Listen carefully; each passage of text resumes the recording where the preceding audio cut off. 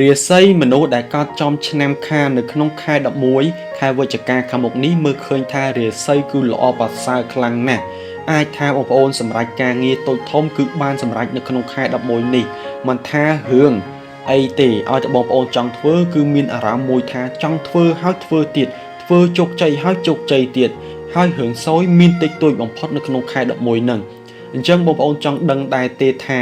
មនុស្សដែលកាត់ចំឆ្នាំខាលមានរឿងហេងអីខ្លះសោយអីខ្លះនៅក្នុងខែ11បងប្អូនកុំភ្លេចតាមដានវីដេអូមួយនេះរហូតដល់ចប់បងប្អូនកុំភ្លេចជួយចុច Subscribe Like Share ម្នាក់មួយផងដើម្បីទទួលបាននូវវីដេអូថ្មីៗជារៀងរាល់ថ្ងៃ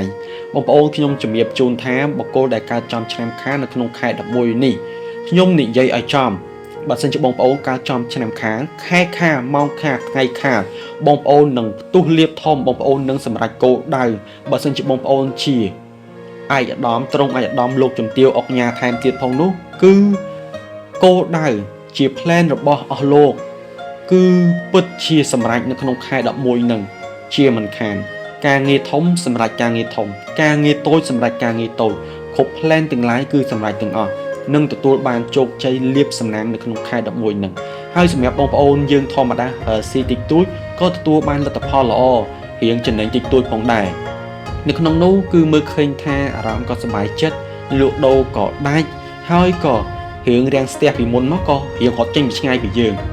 ហើយយើងក៏ហេងជាងមុនផងដែរអញ្ចឹងធ្វើឲ្យយើងដែលកើតឆ្នាំខាលនេះគឺទទួលនៅរឿងល្អរឿងហេងមានអារម្មណ៍ថាធ្វើអីក៏កាក់កបធ្វើអីក៏ត្រូវដូចជា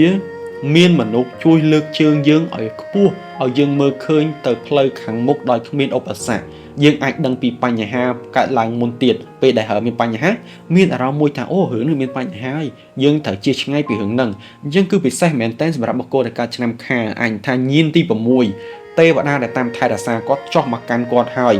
គាត់នឹងធ្វើអីទៅកាក់កបហើយនឹងទទួលបានលៀបសំណាងបើសិនជាផ្ទះគាត់បែរទៅទិសហេងមានប្រើលេខសំណាងហេងទៀតមានប្រើពណ៌ហេងទៀតគឺសម្រាប់ទាំងអស់នៅក្នុងការងារគាត់បើខ្ញុំសូមជំរាបជូនអំពីរឿងការងារគាត់មុនចោះការងារគាត់មើលឃើញថាទទួលបានលទ្ធផលស្នាដៃការកត់ត្រាពីថ្នាក់លើនិងមនុស្សជុំវិញខ្លួនសូម្បីតែមនុស្សដែលធ្លាប់មកជ្រៀតជ្រែកមួយបកាច់យើងនៅក្នុងខែ10នេះបើសំទោសនៅក្នុងខែ11បើសិនជាហ៊ានប៉ះយើងគឺរលាកហើយប៉ះយើងគឺវិនិច្ឆ័យហើយបុគ្គលទាំងអស់នោះនឹងទទួលបានលើលទ្ធផលដែលនឹកស្មានមិនដល់អាចថាធ្វើឲ្យរឿងអាក្រក់ទាំងឡាយនឹងបកស្នងទៅមនុស្សដែលធ្វើមកលើយើងចឹងមនុស្សកាលឆ្នាំខាលធ្វើតែល្អទៅនឹងជួបនៅរឿងល្អរឿងហេងចូលជីវិតយើងក្នុងខែ11នេះហើយចាំបញ្ចេញស្នាដៃចុះពេលចូលដល់ខែ11ភ្លាមបងប្អូនបញ្ចេញអំពីលទ្ធសមិទ្ធផលបងប្អូនដែលខំធ្វើពីមុនមកដាក់បង្ហាញទៅលើតុការងារបងប្អូនដែលបងប្អូនធ្លាប់ធ្វើជារៀងរាល់ថ្ងៃហ្នឹងអញ្ចឹងបងប្អូននឹងទទួលបាននៅរឿងល្អរឿងលៀបរឿងជ័យហើយសម្រាប់រឿងការងារវិញនោះបងប្អូនអាចថាចង់វាយបង្ក្រាបអ្នកណាម្នាក់នៅក្នុងខែ11នេះក៏បងប្អូនអាចធ្វើទៅបានដែររាល់ពាក្យសម្ដីរាល់ការដែលដឹកនាំក្រុមគឺបងប្អូនមានសមត្ថភាពដឹកនាំក្រុមនឹងតែម្ដងបងប្អូនអាចប្រម៉ូទខ្លួនឯងឬក៏លើកតម្កើងខ្លួនឯងជាមេនៅក្នុងក្រុមនឹងបានបងប្អូនអាចថានៅក្នុងខែ11នេះបងប្អូនរីកាស្នាដៃបងប្អូនទៅកាន់ថ្នាក់លើទៅរាល់ទង្វើដែលបងប្អូនបានធ្វើរាល់ស្នាដៃបងបានធ្វើបងប្អូននឹងទទួលបាននៅរឿងលៀបដែលបងប្អូនខំប្រឹងនឹងអញ្ចឹងនឹងផ្ទុះលាភសំណាងទៅកាន់បងប្អូនក៏ប៉ុន្តែនៅក្នុងនោះក្នុងចំណោមមនុស្សកើតឆ្នាំខាលបើសិនជាកើតចំខែឆុងប៉ុន្តែមានឆ្នាំហេងកើតចំប៉ះម៉ោងសយម៉ោងឆុងក៏បងប្អូនក៏មិនសូវបានទទួលលាភជ័យដែរនៅក្នុងនោះអាចថាយើងថ្លឹងថ្លែងគ្នាទៅលាភជ័យបានត្រឹមតែ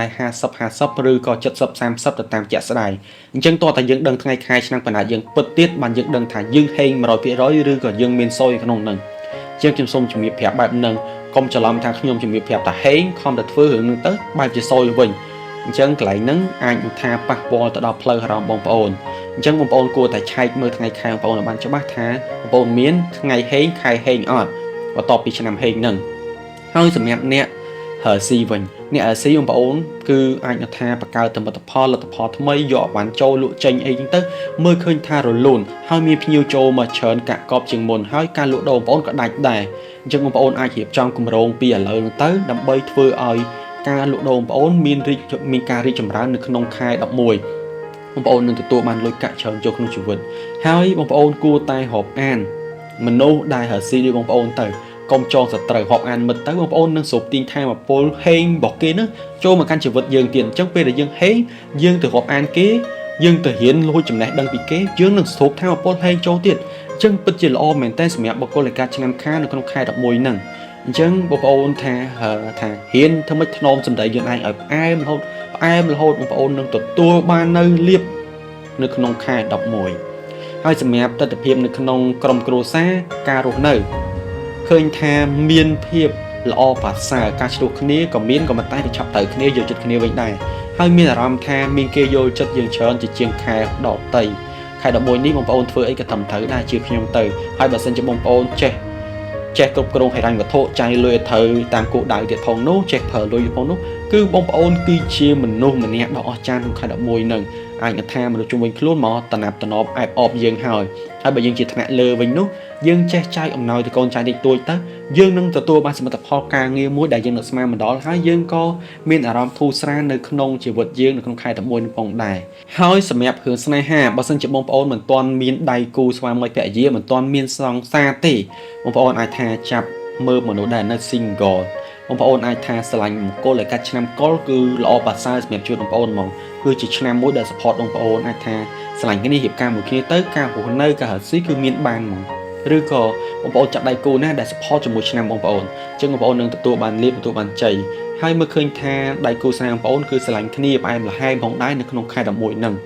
លក្ខណៈឆ្លោះគ្នាគឺមានតិចតួចទេក៏ឆាប់ទៅគ្នាវិញម្ដែរអញ្ចឹងបងប្អូនអាចថាស្នេហ៍បងប្អូនគឺមានលក្ខណៈល្អហ្មងអញ្ចឹងបងប្អូនថែរក្សាពាក្យសម្ដីនិងស្នេហ៍បងប្អូនទៅដើម្បីទទួលរឿងផលសំណាងលៀបនៅក្នុងខែ11ហ្នឹងហើយមើលឃើញថាសុខភាពមនុស្សដែលកើតចំឆ្នាំខាលគួរតែប្រុងប្រយ័ត្នទោះជារាសីយ៉ាងឡើងក៏ដោយក៏មានលក្ខណៈឈឺស្កាត់តិចតួចផងដែរជំងឺដូចជាឈឺក្បាលថប់អារម្មណ៍អីតិចតួចថ្ងៃឬក៏ជំងឺហូបកាពះពោះវៀនបងប្អូនគួរតែរៀនញ៉ាំរបស់របរដែលជំនួយដល់សុខភាពទៅដល់ខួរក្បាលនិងកម្លាំងធម៌ពលបងប្អូនហើយបងប្អូនអាចថាមានពេលទំនេរឆ្លៀតទៅហាត់ប្រាណមួយថ្ងៃ30នាទីឬក៏1ម៉ោងទៅដើម្បីឲ្យជីវិតយើងមានរឿងលៀបនឹងជ័យហើយទទួលបាននូវធម៌ពលល្អចូលក្នុងជីវិតហើយសម្រាប់បុគ្គលដែលគាត់កើតចំឆ្នាំខាលនេះផងដែរបើសិនជាបងប្អូនចង់ឲ្យខ្លួនឯងផ្ទុះលៀបផ្ទុះសំណាងកាន់តែខ្លាំងគួរតែប្រើប្រាស់លេខសំណាងពណ៌សំណាងទិសសំណាងទៅដើម្បីសូកទាញឲ្យពេញ 100% នៅក្នុងជីវិតនៅក្នុងខែ11ហ្នឹង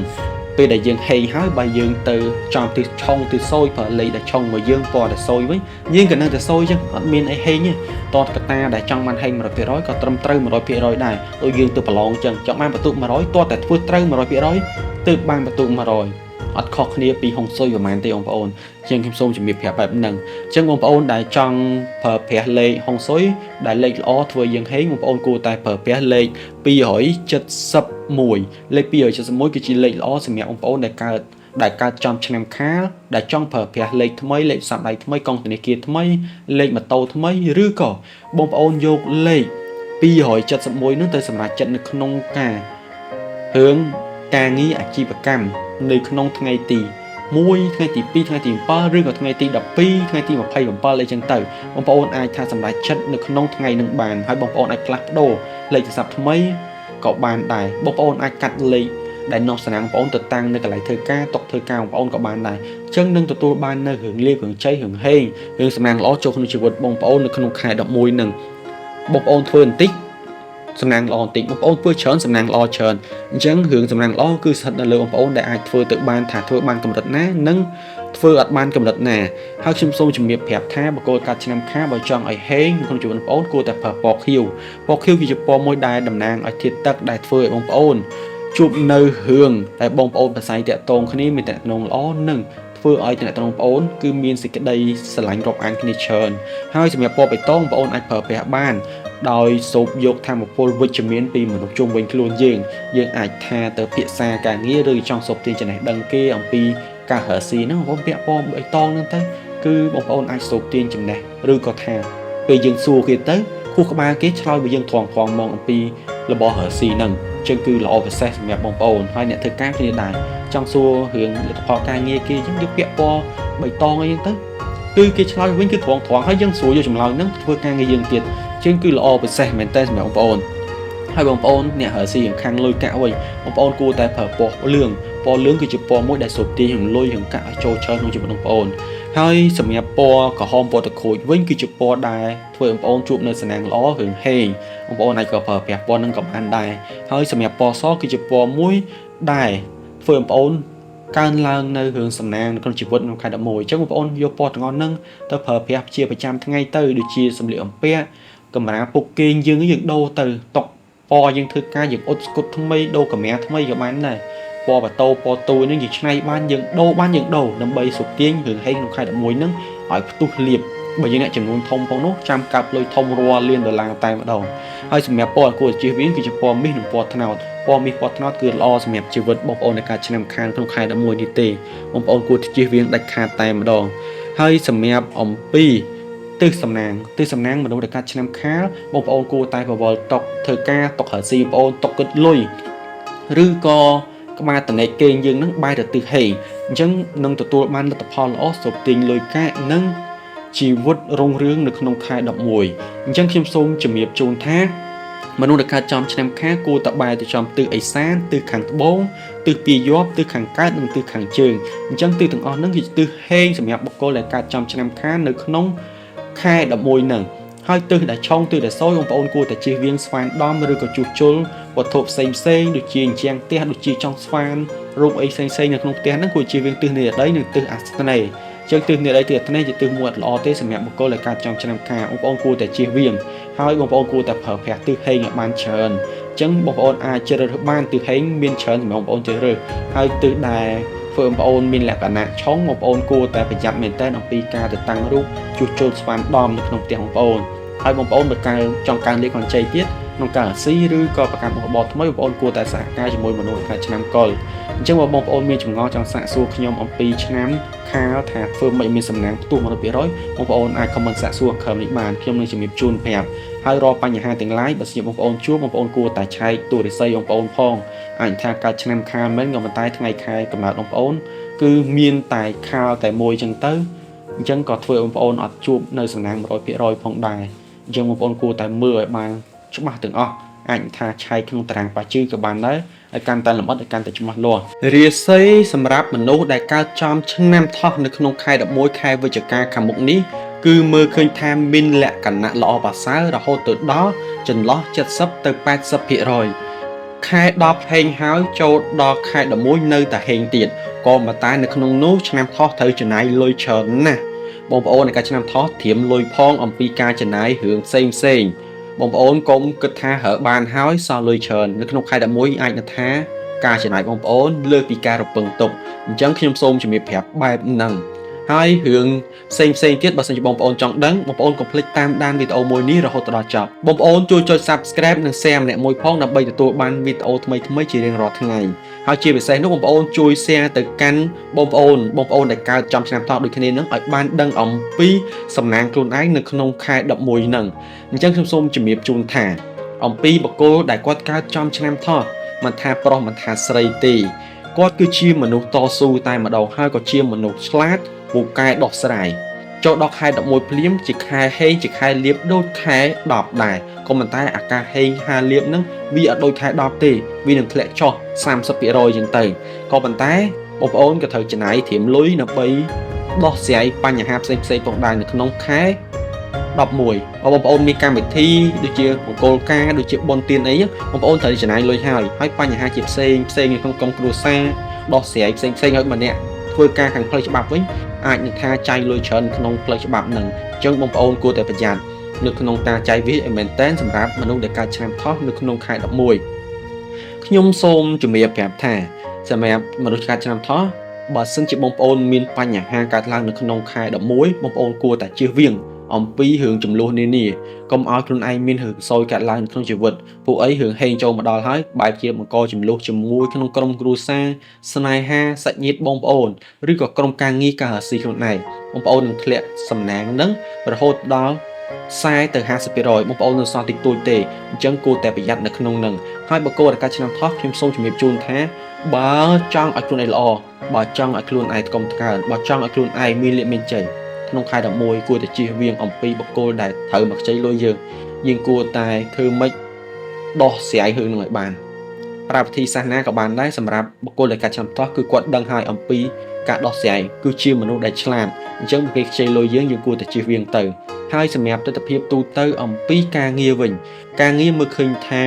មានមនុស្សយកចិត្តទុកដាក់យើងច្រើនទោះជាមានបញ្ហាក៏ដោយក៏យើងអាចដោះស្រាយបញ្ហានឹងដែរហើយបញ្ហាទាំងអស់នោះតែងតែរត់ត្រឡប់ទៅរកបុគ្គលផ្សេងដែលនាំបញ្ហាមកយើងចឹងនៅក្នុងការងារបងប្អូនអាចថាបងប្អូនមានសំណាងជាមួយនឹងក្នុងក្រុមការងារមិនថាបងប្អូនមានចំនួនឬក៏មានបញ្ហាជាមួយក្រុមការងារផ្សេងទៀតទេមេថ្នាក់លើយើងឬក៏យើងជាថ្នាក់លើអីចឹងយើងគឺជាមនុស្សប្រកែដោះស្រាយតែម្ដងហើយអ្វីដែលសំខាន់បំផុតបងប្អូនគួរតែប្រុងប្រយ័ត្នអំពីពាក្យសម្ដីនៅក្នុងក្រុមការងារមែនទែនពុំមើលឃើញថាមានមនុស្សជាច្រើនចំណែនបុគ្គលកាឆ្នាំថោះហ្នឹងមិនថាស្រីមិនថាប្រុសមិនថាចាស់មិនថាក្មេងទេហេតុអីក៏ត្រូវចំណែនបុគ្គលកាឆ្នាំថោះខ្ញុំសូមជំរាបប្រាប់ថាមនុស្សកាឆ្នាំថោះគឺជាមនុស្សដែលប៉ិនប្រសប់ជាមនុស្សម្នាក់ដែលធ្វើការងារដ៏ច្បាស់លាស់និងជំនាញអត់ចេះលុំធ្វើទៅហើយទេអញ្ចឹងសម្រាប់មនុស្សដែលចេះតែអែបអបវាយលេខស៊ីកើតគេនឹងចំណែនបុគ្គលកាឆ្នាំថោះហ្នឹងអញ្ចឹងមនុស្សដែលកាឆ្នាំថោះគឺអភ័ព្វណាស់គឺគេអត់សូវចូលចិត្តទេមនុស្សកាឆ្នាំថោះគឺជាមនុស្សធំជួយគេដល់ចេញពីចិត្តភាសាដែលចេញពីចិត្តក៏ប៉ុន្តែបែបជាអត់សូវមានមនុស្សចូលចិត្តពាក្យច្រើនគេចូលចិត្តប្រមូលផ្ដុំមកវាយប្រហារមនុស្សកាត់ឆ្នាំថោះហ្នឹងអញ្ចឹងបុគ្គលឬក៏បងប្អូនដែលការចំឆ្នាំថោះនៅក្នុងខែ11បើធ្វើការឲ្យគេក្នុងស្ថាប័នក្រុមហ៊ុននានាគួរតែប្រយ័ត្នអំពីដែលខ្ញុំជំរាបប្រាប់ហ្នឹងធ្វើការឲ្យល្អខិតខំធ្វើការងារយើងទៅមិនបាច់ចេះដឹងឮរឿងគេទេចាំមើលស្នាដៃយើងនៅចុងឆ្នាំនេះយើងនឹងទទួលបានសមិទ្ធផលល្អជាមិនខានហើយសម្រាប់អ្នករកស៊ីវិញសម្រាប់អ្នករកស៊ីបងប្អូនគួរតែធ្វើរឿងថ្មីមួយក្នុងខែ11ពីដើមខែហ្នឹងទៅមកមិនថាបងប្អូនបង្កើតផលិតផលថ្មីឬក៏យកអវ៉ាន់ថ្មីមកលក់ទេយកអាវ៉ាន់ថ្មីហ្នឹងទៅដាក់នៅមុខតូបបងប្អូនដាក់ឲ្យគេឃើញបើសិនជាអាវ៉ាន់ហ្នឹងវាទូចដាក់នៅក្រោមគេមើលមិនសូវឃើញទិញតុកថ្មីដាក់ទៀតធ្វើមិនដល់ត្រូវទៅបង្ហាញអាវ៉ាន់ថ្មីហ្នឹងបងប្អូនចង់លក់អីបងប្អូនបង្ហាញនឹងឲ្យគេឃើញបងប្អូនប្រម៉ូទបងប្អូនថតនៅក្នុង TikTok ឬក៏ក្នុង Facebook បងប្អូនធ្វើទៅនៅក្នុងខែ11បងប្អូននឹងលក់ដាច់ហើយក៏ចំណូលចូលច្រើនដែរហើយជាពិសេសបើមានអ្នកមកឆ្លោះជាមួយយើងនៅក្នុងខែ11នេះសម្រាប់អ្នករកស៊ីមិនបាច់ជាលក់មាត់ជាមួយដើរចេញធ្វើអត់លឺធ្វើអត់ដឹងហើយកុំទៅជាលក់មាត់ទៅដោះស្រាយរឿងចំនួនរបស់គេផ្សេងទៀតដូចជាគេឆ្លោះគ្នាទៅគ្នាគេនេះយើងចូលទៅជួយដោះស្រាយកុំទៅសងបងដើរចេញចុះកុំទៅជួយដោះស្រាយគេខាត់លៀបខាត់អីយើងធ្វើមិនដឹងធ្វើមិនលឺទៅហើយសម្រាប់ដែលមនុស្សដែលកាត់ចំឆ្នាំថោះនេះទៀតស៊ីបើសិនជាចង់ឲ្យខ្លួនឯងដាច់គួរតែរៀបចំទិសតំបន់យកលុយភ្ញៀវឬកន្លែងគិតលុយភ្ញៀវនោះឲ្យបានត្រឹមត្រូវ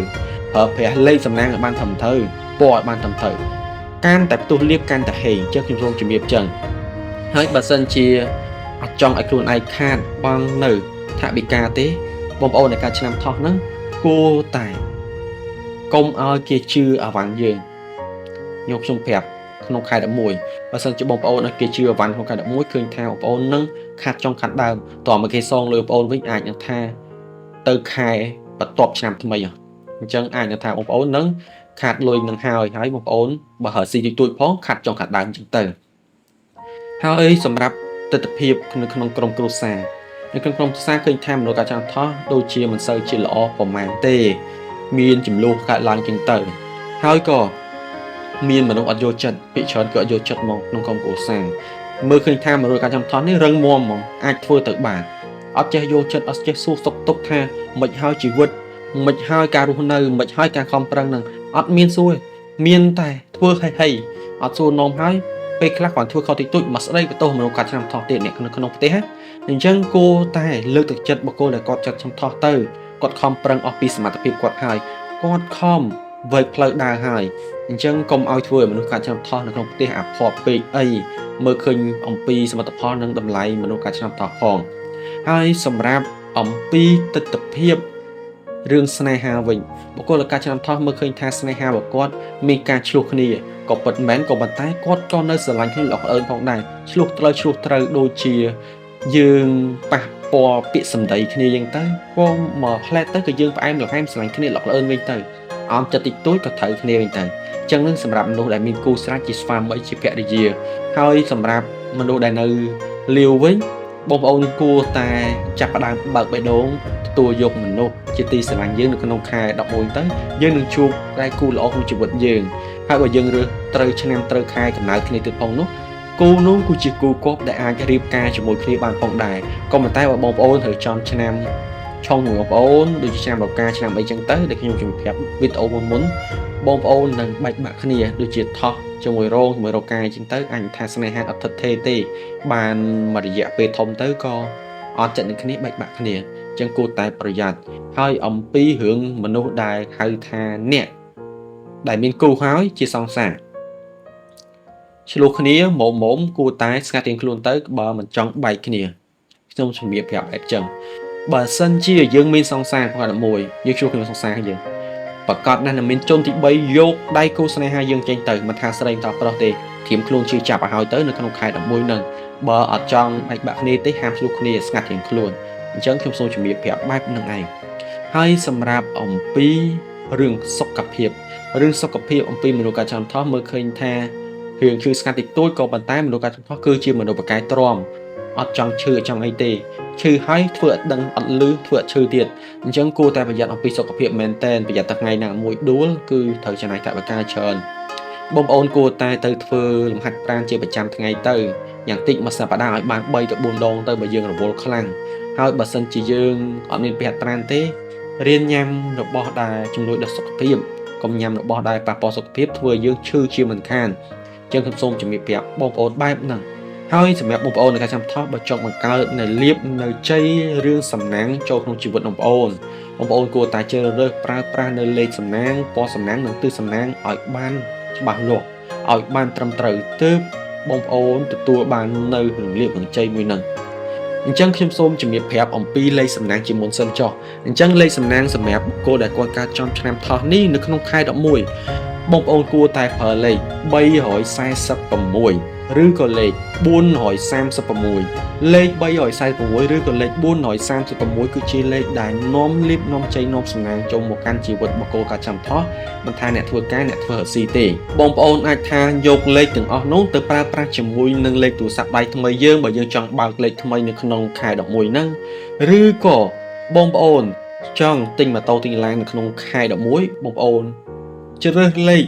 ហុងស៊ុយដែលខ្ញុំជំរាបប្រាប់ហ្នឹងទៅយកទៅប្រើប្រាស់ទៅវានឹងបង្កើតថាមពលលៀបជូនបងប្អូន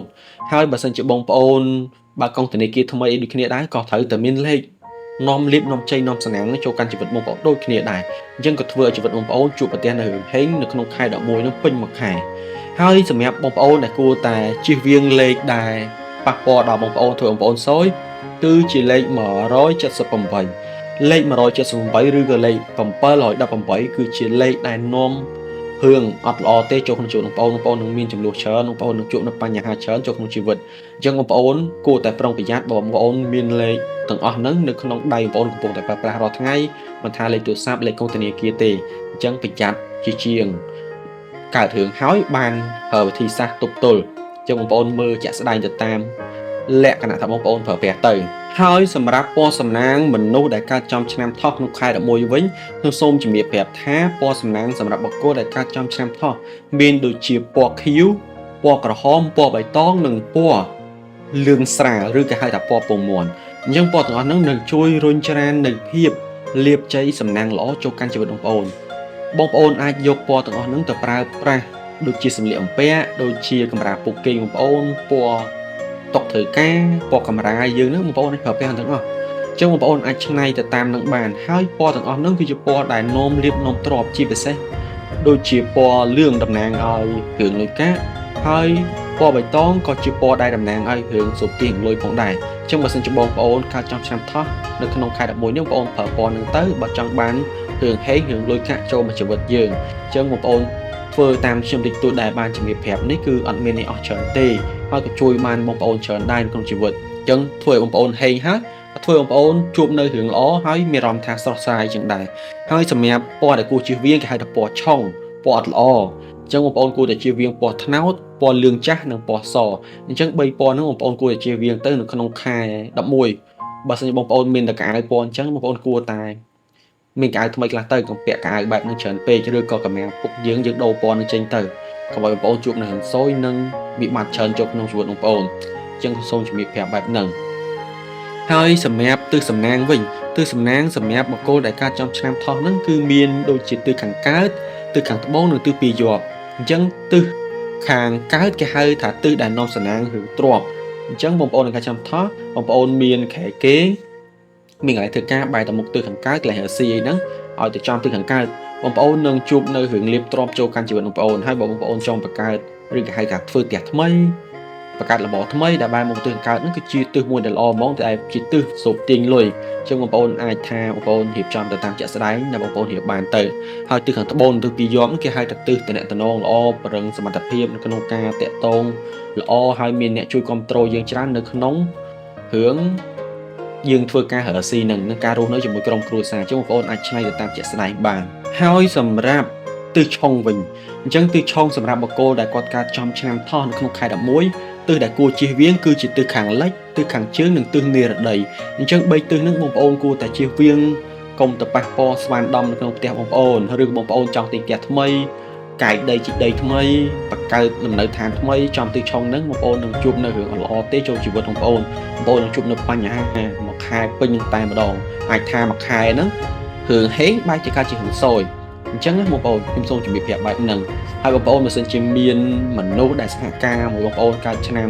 ចទៀតផងនោះឬក៏កើតចំឆ្នាំកុលនោះគឺបងប្អូនផ្ទុះលៀបតែម្ដងឬក៏ថាការងារយើងរលូនជាងមុនហើយក៏ងាយស្រួលធ្វើការជាងមុនជាមួយដៃគូសហការងារយើងការស៊ីយើងឬក៏ក្រុមគ្រួសារយកចិត្តយើងជាងមុនអញ្ចឹងបើសិនជាបងប្អូនមានចម្ងល់ចង់សាកសួរខ្ញុំបានបងប្អូនអាច comment ខាងក្រោមវីដេអូនេះបានខ្ញុំនឹងជំរាបជូនបងប្អូនគ្នានៅក្នុងក្រោមវីដេអូហ្នឹងហើយបើបងប្អូនចង់តាក់ទងសួរខ្ញុំបន្តបងប្អូនអាចតាក់ទងមកកាន់ Telegram ខ្ញុំក៏បានដែរជាចុងក្រោយខ្ញុំបានសូមអរគុណសូមគោរពលា